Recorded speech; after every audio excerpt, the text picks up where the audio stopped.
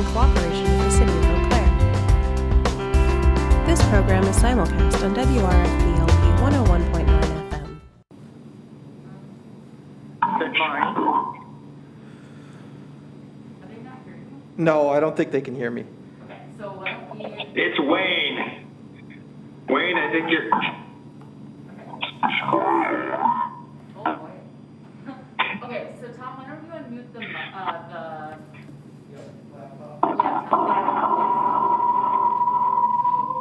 Wayne sounds like something out of Ghostbusters for those old enough to remember. No, there's too much of an echo for you. So let me do... I ain't afraid of no RDA member, if you want me to circle up that reference. Okay, try again. Nicely played. Hey, testing here. Can you guys hear me? They hear that. Oh, let's see. Right. Move that little, Aaron, the thing that you brought by you, the little sound thing. Oh, One of those. Yeah, is that closer maybe? well, that's actually off, so I promise you that. Okay. We're almost there, Tom, I promise. Okay. All right, try one more time. Testing again. Can people hear me? Yes. Okay. Okay. All right, great. So I think we've got things sorted out here on this end. And we are at quorum and we're at 7:32. Yep. Call the meeting to order, 7:32. Roll call. People just want to, so Catherine? Here.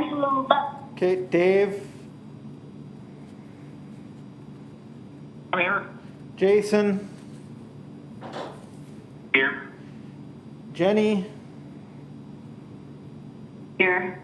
Steve? Still getting that coffee? If you're calling me, yeah, I'm not a member, but I'm here. Good to see you, everybody. Yeah, we're just being inclusive, Steve. Thanks, buddy. Wayne?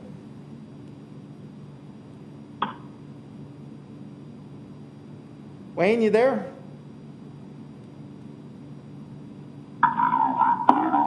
All right, I think we know who Dracula is then. We know who Dracula is. All right. Okay, great. So everybody's here, including Dracula. First order of business is to review and approve the minutes from September 16th. Any question, or sorry, first of all, a motion to approve the minutes. Can I get a motion to approve the minutes?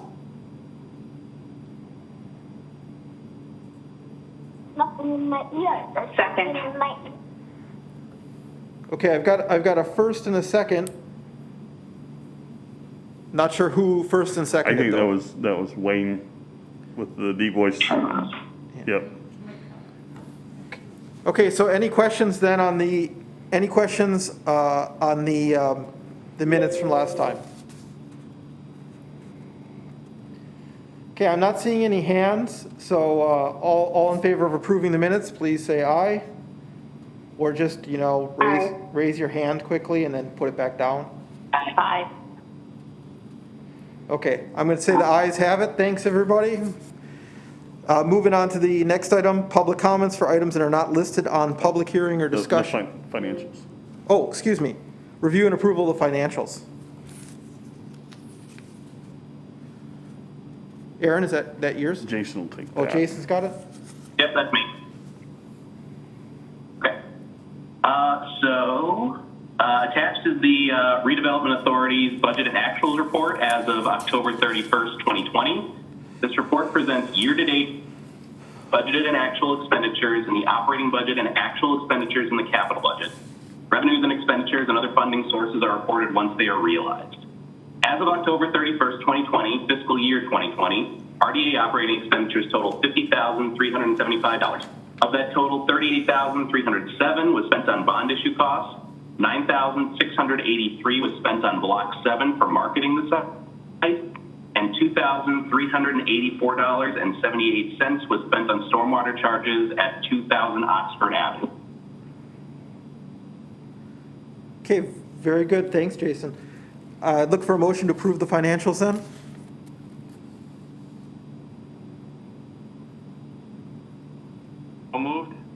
Okay, I've got it moved. Second? All right, seconded from Wayne, got it? Any questions, comments on the financials? Okay, seeing none, look for a motion for approval. No, I think we're good. Or Okay. ready to vote. no. Ready to vote.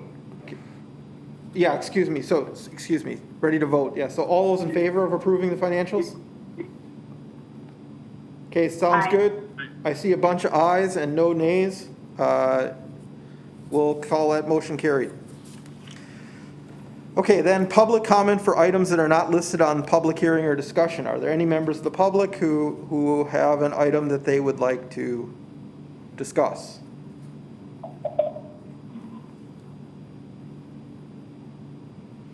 Okay, I'm not seeing any of the few attendees who are not members of this committee. I'm not seeing any hands up, so I'm going to move forward on the next item. Business items business items with public hearing or public discussion are none this time. We have several other business items. The first of those is an MOU with Redevelopment LLC for purchase of 1.9 acre parcel located at 2300 First Street, referred to generally as the Kessler Bowl. Aaron?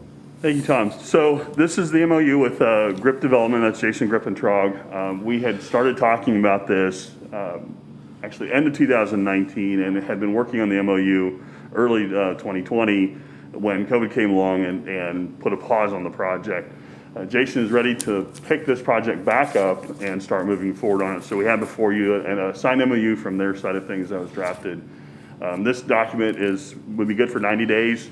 And it's designed to help us kind of set the parameters for the ultimate purchase agreement. As you can see, just as a refresher, these are for sale townhomes, 2 and 3 story with attached garages.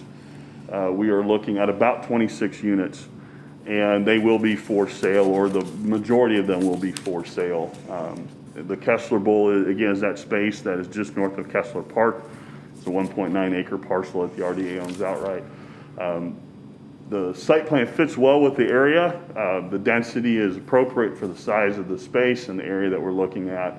So the project has been looked at very favorably. I'm just going to hit a couple of key points within the development or within the MOU. Again, we're looking at approximately 26 units. He would expect to see some utility work occur in 2021, this coming summer, a little bit of grubbing work. But they would actually formally break ground for the first half of the units in 2022. It would break ground and complete the project in 2023 with all the units being completed by the end of 2023. This gives him a chance to phase in and also helps him with the way he stacks his financing, the way the banks are financing land deals these days. Property tax wise, with this being in the TID district, he is looking at a $3.5 million guaranteed tax value for the full development, which is a very appropriate level for the units that are expected to be built. This is going to be a unique one, and we will have to work out a more formalized process for the purchase agreement, but the tax requirements, the tax guarantees will be transferable under this one as these units are for sale. This is going to be the first project we've done where the residential units for sale are going to be sold on the back end. But that will be defined within the purchase agreement and will allow a process for that minimum tax valuation to carry on with the properties to the new owner. So that will be something that will be worked out in the purchase agreement. We don't have the formal price listed in yet. Jason made an initial offer of $2,000 per unit. That keeps his cost affordable and allows him to put the units out at an affordable cost. Initial look was in the 180 to 205 range for sale price complete. And that may adjust a little bit based on time and changes in supply costs, but that's roughly where he's expecting to sell units at, and keeping a lower unit price for purchase on homes for sale helps keep the prices affordable. So that will be finalized in the process, but that is the initial asking price that he had come up with. At this point in time, I'd ask if there are any questions in regards to the MOU, and Attorney Steve Nick is on the line, and he can also answer any detailed questions as well. Okay, any questions? MOU. Okay, I'm not seeing any hands. Feel free to burst in if I'm in error on that. I just have one question. Yes. And that's, so you mentioned the $3.5 million guarantee. That's what they're agreeing to. That's what GRIP's agreeing to and the total project, correct? Correct. And that works out to, I think we did kind of a back of the napkin estimate that is roughly guaranteeing around $100,000, $110,000 in home valuation per unit. So Yeah. It's conservative. estimate. extremely conservative based on what's going to be built and their sale Yeah. price. Excellent, excellent, great, thanks. Okay, so do we need a motion on this or just? Yes, we would be yeah, looking for a motion to, and a vote to approve the approve. MOU, yeah. So could I get, I'd like to, sorry, Jenny, do you have your hand up? Okay. I'd look for a motion to approve the MOU with GRIP LLC.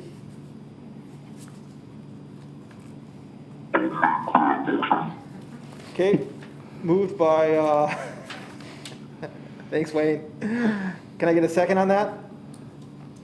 Connie seconds. Okay, Connie, second from, thanks, Connie. All right, moved and seconded, any discussion? Okay, seeing none, all those in favor, signify by raising your hand or saying aye or something. Aye. Aye. Okay, awesome, thanks, everybody. The ayes have it. Item is approved. MOU is approved. Item 2 is a request from North Barstow Medical Bid, to install a solar tree and digital kiosk in a corner of Block 7 along North Barstow Street. So sir, if you could advance to the next slide. So yes, the North Barstow bid, they had been looking to put a digital kiosk somewhere in their district, so essentially north of the river and south of Madison Street.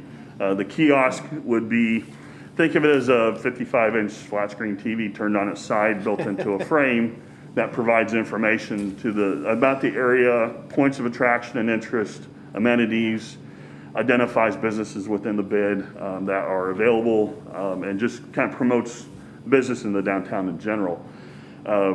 Kiosks obviously require power, which can be a little challenging to try and put something on a sidewalk and power to it. So there was a thought to potentially tie in a solar tree. These are made locally by a company called Solar Forma. That's a new company that are building these. It's tied in with Artisan Forge Metalworks. As you can see, there's a sample of what a tree would look like in the corner of that slide. They are about 20 feet tall and about 22-foot canopy, so these things are pretty large. Solar power's on the panels on the top, energy storage is in the trunk, and it would provide sufficient power to do the solar kiosk as they're looking. The map of Block 7, I highlighted the two corners that the bid had asked about, highlighted in red. So those are the two corners that are slightly grassed areas right along Barstow Street at the corner of Barstow and Galloway or the corner of Barstow and Wisconsin. Their idea would be they would go in temporary and would be able to move them once Block 7 developed. So they're thinking it may not be a permanent space and understand that the block will ultimately develop and could see things change. I do want to note staff is not in favor of this project, of doing this. There's real concern that when something goes into a space, it becomes really hard to move. Whether it's designed to be removable or not, once it's there, it could become permanent and could have an issue with seeing the rest of Block 7 to develop. So that is a concern that staff has expressed in doing something with allowing that size of a solar tree and kiosk to go in. The northeast corner, so that'd be the one at the top end of that lot map, is probably a little better suited. There is electric control panels there, transformers there, so that space is going to stay green for the control panels for the power. So it's probably not as much of an impact in that corner as the other one, but again, that would be a concern that we'd have. So what we're asking just from the RDA board today is guidance on, is there interest in maybe pursuing working with the bid to come to an agreement to allow them to for a time, place a kiosk and some sort of solar device in there. They are looking at alternatives to the solar tree, things that are smaller, partly due to cost, partly due to the size of the canopy. Something that would be a little less intrusive, doesn't have to worry about overhangs and things like that. Don't have to worry about sight triangles for traffic moving up and down. So they may be looking at a different form of solar power that has an artistic design to it to do something with kiosks. But they're just looking for feedback from the RD if they'd be interested in pursuing allowing them to do something within Block 7. And looking for feedback from the board. Sure. Okay, thanks, Aaron. That's great. Any thoughts on this solar tree?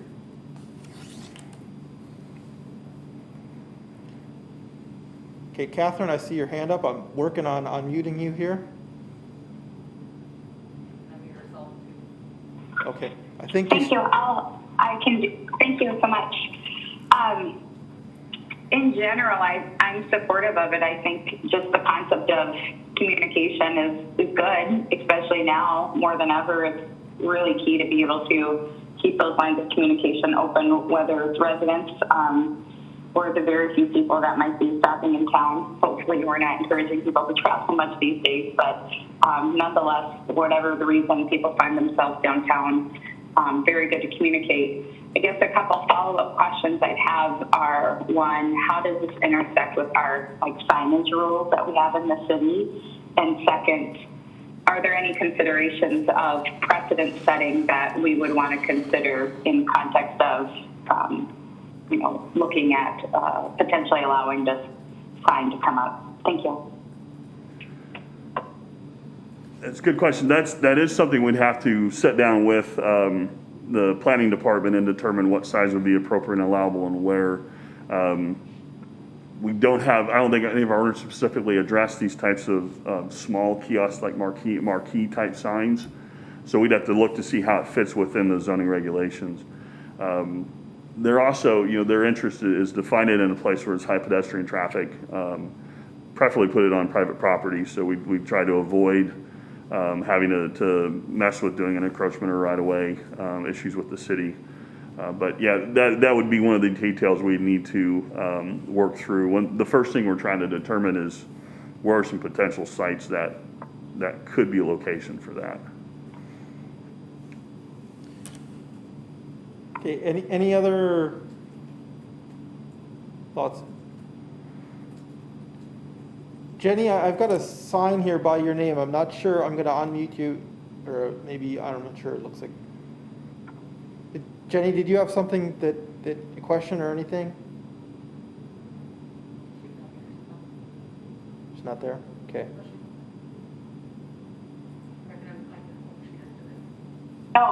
No, I think it's a good idea.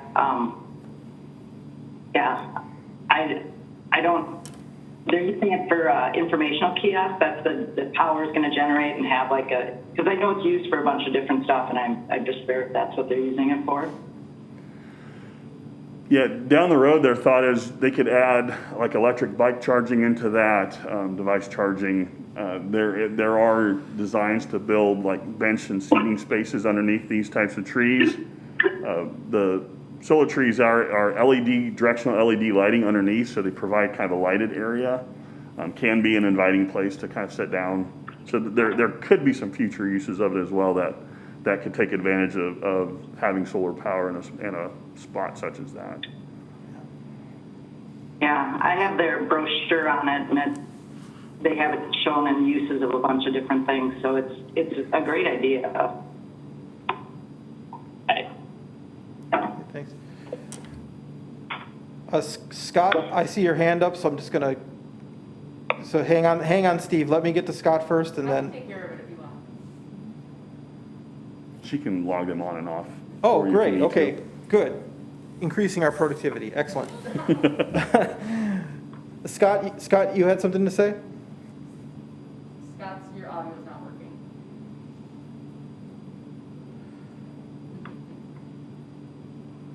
Now can you hear me okay? Yep. All right. I have 5 choices for audio, so I picked the wrong one. Just real briefly in terms of, with the planning division and approvals, It would require a plan commission approval, so any decision, through RDA would still, as Aaron was indicating, would still require additional approvals through kind of the regular sign permitting process. So there would be additional review, public review through the plan commission, at least through a conditional use permit. Okay, thanks, Scott. Steve, you had something? Thank you. Yeah, and certainly defer to Dave in particular, but any of the other staff members that were part of, the review of this initially. I think you've got 4 of them, on this meeting. But just to be clear, it's not about not thinking that the solar tree is a cool idea. That had come up some months ago, and I think we were all very enthusiastic both about the local business and its potential in various locations throughout the city, but particularly the downtown, as both an interesting, piece of artwork, frankly, along with its, solar alternate energy source. And also the kiosk idea, very good. So this is just a proposal to the RDA because you are landowners. So it's very specific to the issue of block 7. I think there's a great number of locations where this would be a very welcome addition to the downtown. Again, both how it's going to be powered and the idea of a kiosk.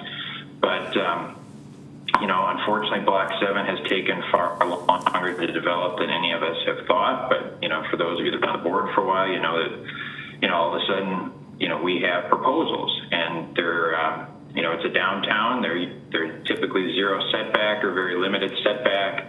And putting something that we hope is a really cool part of the downtown on in essence, a redevelopment site, that would then have to move is less than ideal. So there are a number of other locations that this could work in the downtown on either city property or other developed private property.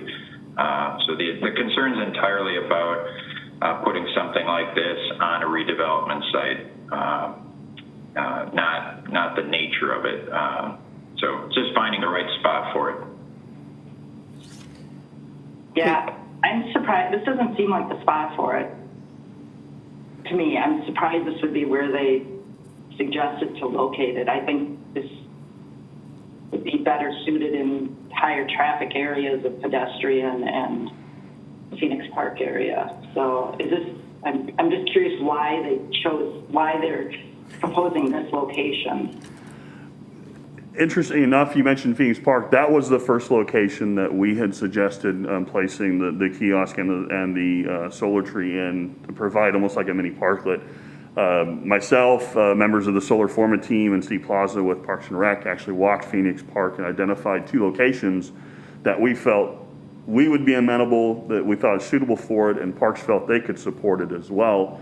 When we took members of the bid through the area, their feedback was that the idea was that if somebody's found Phoenix Park and found the farmers market, then they've already found some of the key attractive aspects of North Barstow, and they really wanted to put in a traffic area that's more directing people to the unique features of the Barstow district and the downtown district.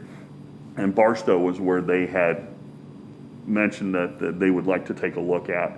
Not a lot of opportunities to put something like this on Barstow, as it's a fairly well-developed corridor, and there's very specific places you can put, if they stick with the solar tree, very specific places, or only a few places you could really put it.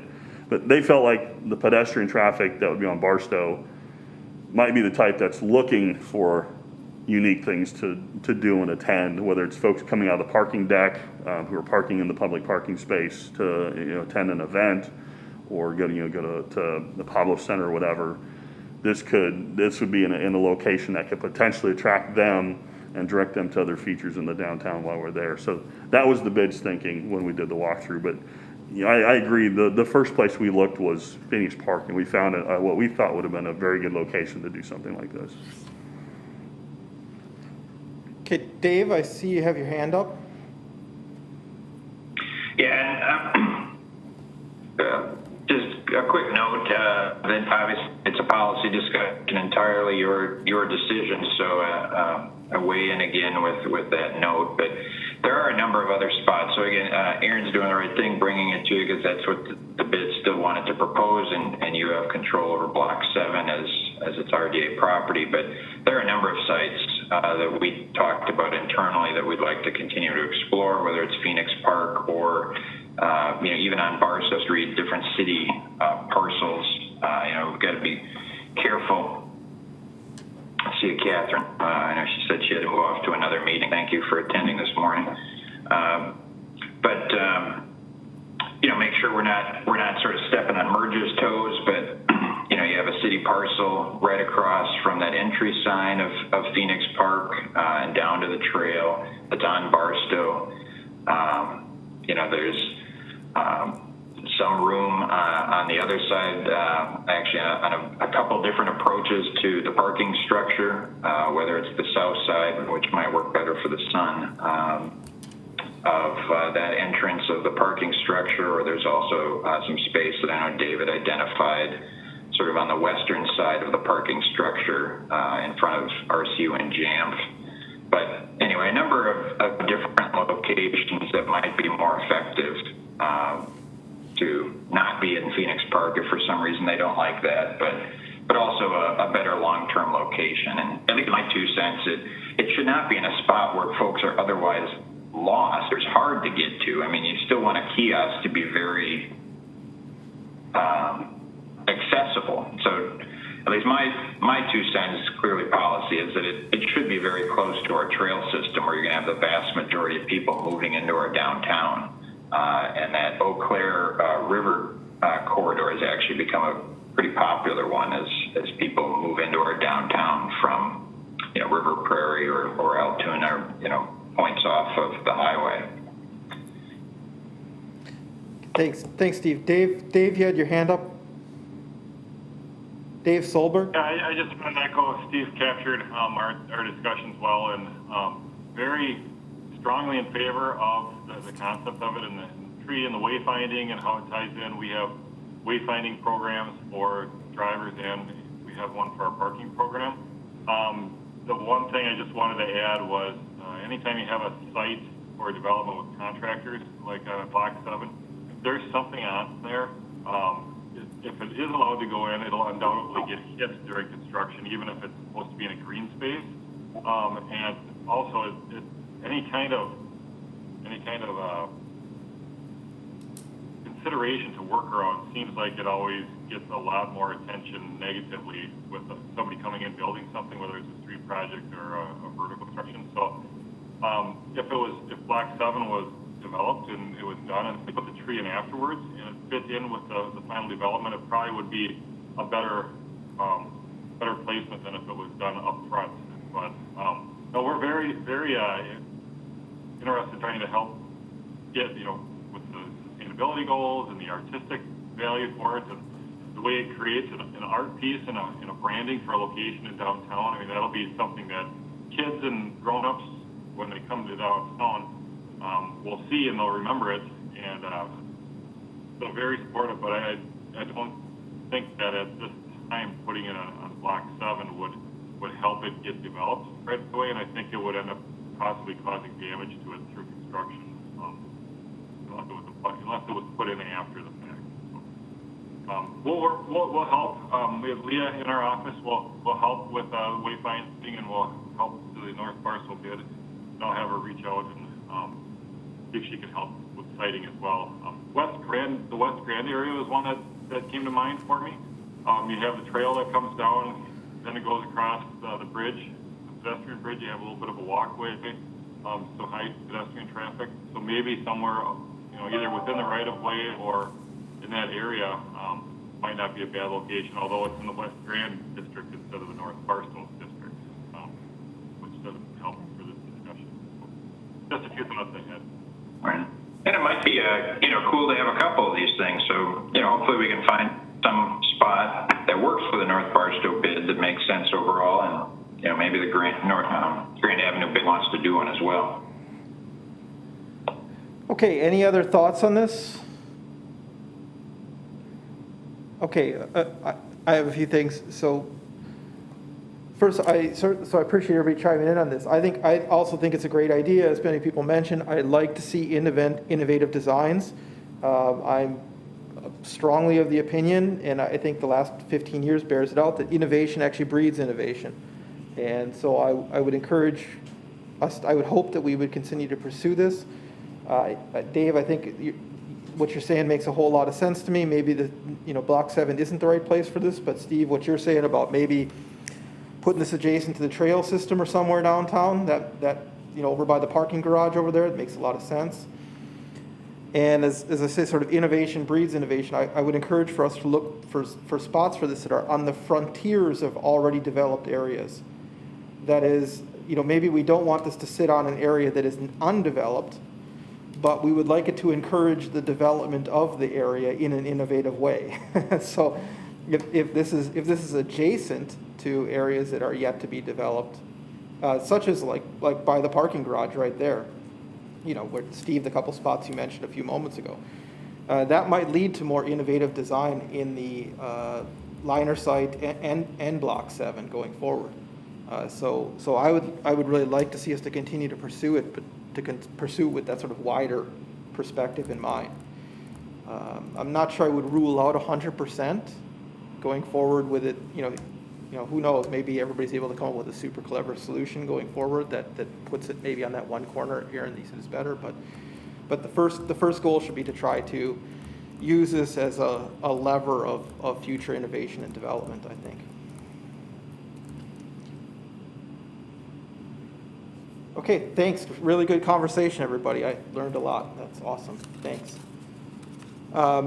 We don't need anything. You're just looking for No, direction. just looking for direction, so that's sufficient. Yeah, great. Okay, last item in other business, 5-year status update and review of the 2015 Comp Plan, Chapter 7, Economic Development Plan. Scott, looks like this is yours. Yes. Good morning again. Just me if you can hear me okay. Thank you for Sarah driving the slides here. Planners like Gantt charts, so we're going to throw a Gantt chart at you this morning. But hopefully everybody had a chance to look through materials that were attached. Materials really just being the Chapter 7 of the Comprehensive Plan for 2015, which is the Economic Development Plan. Just a real brief context and background. Planning Commission's been working off and on throughout this year and has held a few of their own work sessions the last couple of months to look at essentially a midterm, kind of a 5-year review as required by the Comprehensive Plan to review, essentially, it's called the Plan Implementation Program, which is really Chapter 15, which is a summary of all the plan action steps, which is Table 7-1, the last page of Chapter 7, page 7-17. It's really a summary of all of those different chapters throughout the whole entire Comprehensive Plan. You can see that here on the screen. And so they've held 3 work sessions now.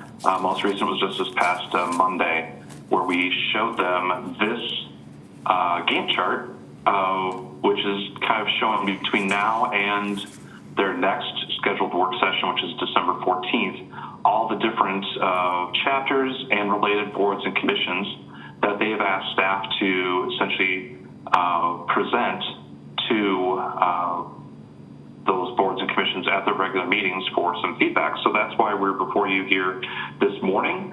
We have added 2, as a result of their work session on Monday. The Planning Commission suggested that, well, the Economic Development Plan is a great one for the RDA to look at, but could they also look at the Urban Design Plan, which is Chapter 8, and as well as the Downtown Plan, which is Chapter 12. So we'll be back before you, and before your next meeting, provide links or attachments of those 2 chapters for your review as well, for some homework before your next meeting to get some feedback. So that's really all they've asked is for staff to go to the different boards and commissions throughout the city, ask for some feedback on the essentially status of each of these different chapters, particularly focused on those plan action steps. And staff has put together an assessment as well. We looked through each chapter and kind of ranked and reprioritized some of these to show how far we come in the last 5 years with some of these items. Are we behind? Are we on track? or are we actually done with some of these? So with that, again, I can kind of walk through each of those, but didn't want to eat up a whole bunch of time just reading parts of the chapter.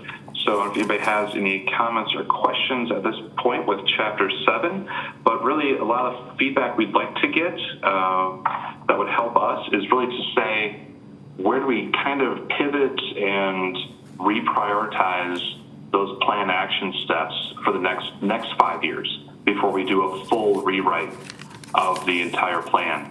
And that's been a little bit of a challenge with the Plan Commission staff as well, because you look at this and think, oh, 2020 kind of threw us all off. A lot has happened in the last 5 years, and it's easy to kind of get into the weeds and start wordsmithing and really wanting to kind of gut some of these different chapters as well. But trying to avoid that and really just look at it as a review and kind of a repositioning, if you will, to see what do we need to do with these plan action steps the next 5 years. Is there a certain plan or project or policy or program that we need to really attack in the next 5 years?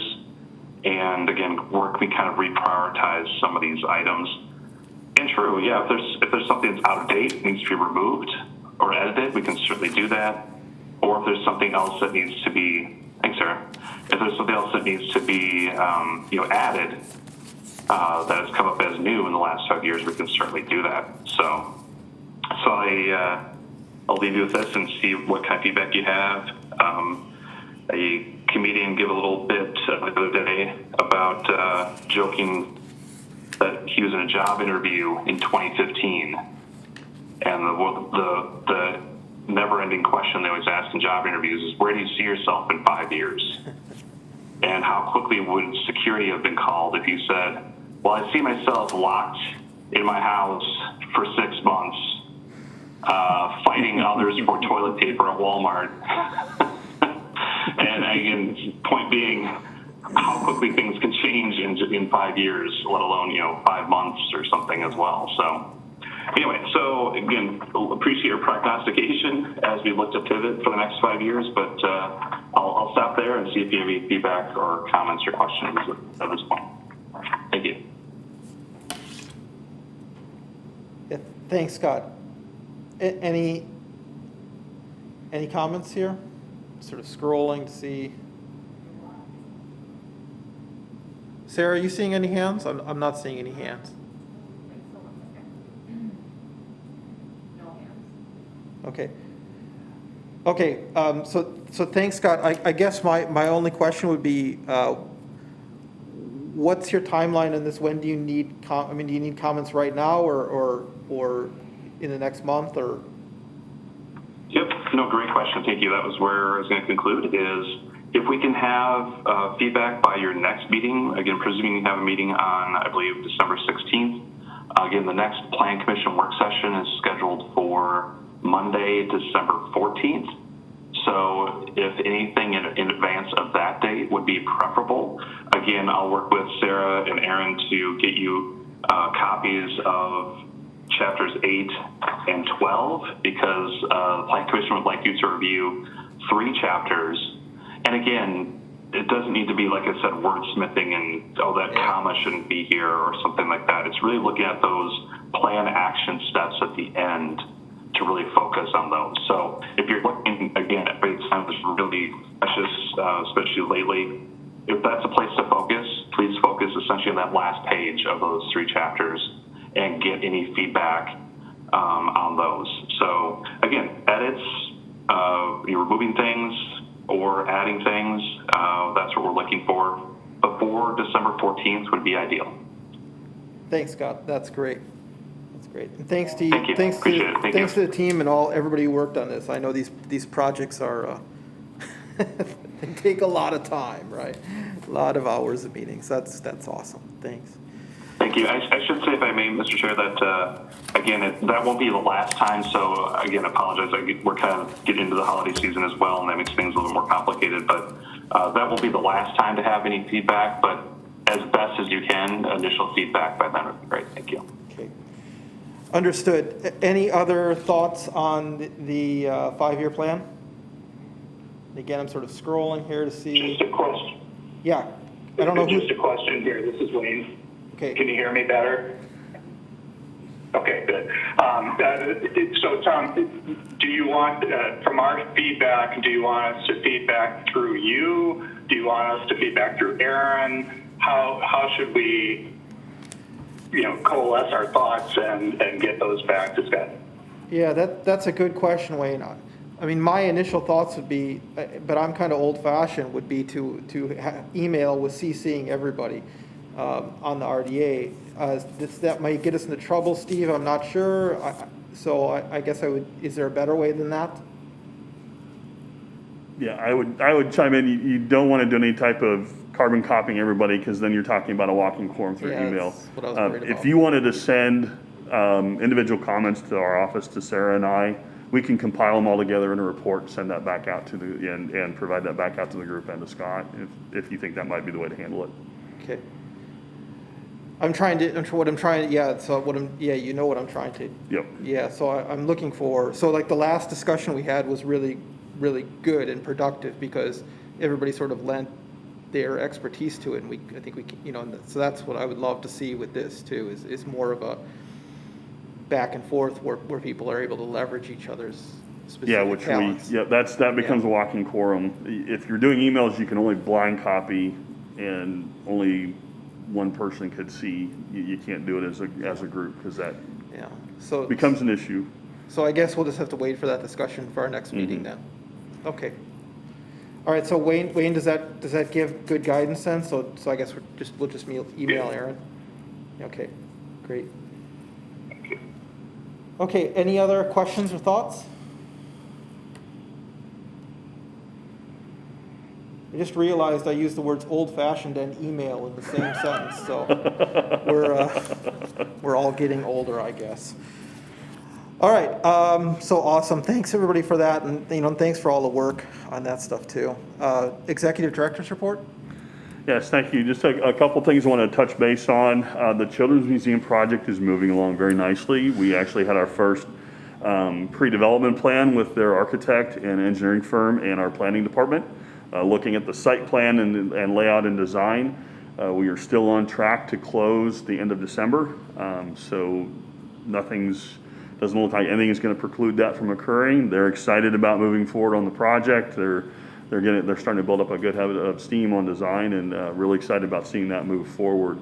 The Monarch project, we don't have anything new to update on that yet. It's still quiet, as everywhere.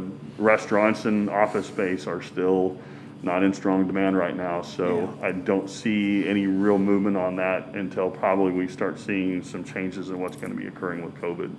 But we'll keep in touch with them. The project is still solid. The concept was still great, and we still would like to be able to move forward with them once they're ready, so we'll keep in touch with them as well. Second piece, just want to do a quick update on Block 7. The AIRS massing study is starting to really build some traction for us. We have shown that to several developers. 3 so far have shown interest, and actually Sarah and I had a conference call with a 4th developer yesterday who plans on submitting some initial concepts. They saw that massing study and the elevations that AIRS did on option 3, and their feedback was that's pretty darn close to what we're already building. So awesome. They're deeply interested in the project, and the massing study that we did in there is definitely providing some benefits, and hopefully we'll see a good viable project come before too terribly long. Excellent, thanks, and that's good news. It's good news. Okay. So future agenda items discussion? Nothing at this point in time, unless there's anything any of the board members would like to put on a future agenda discussion. Okay, not seeing any hands right now. Okay. All right, next meeting date, did I hear December 16th? Is that what we're planning?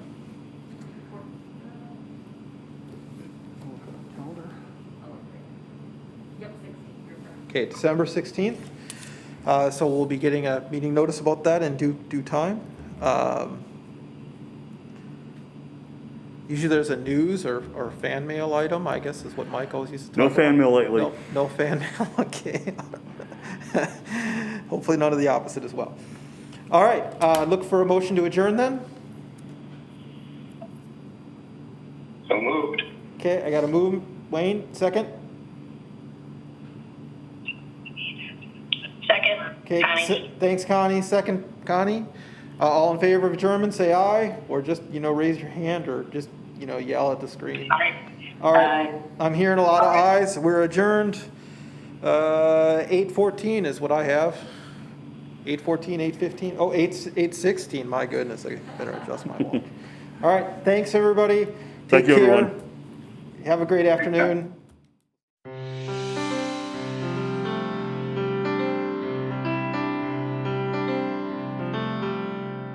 This program was brought to you by a cooperation between Newsworks and the City of Eau Claire.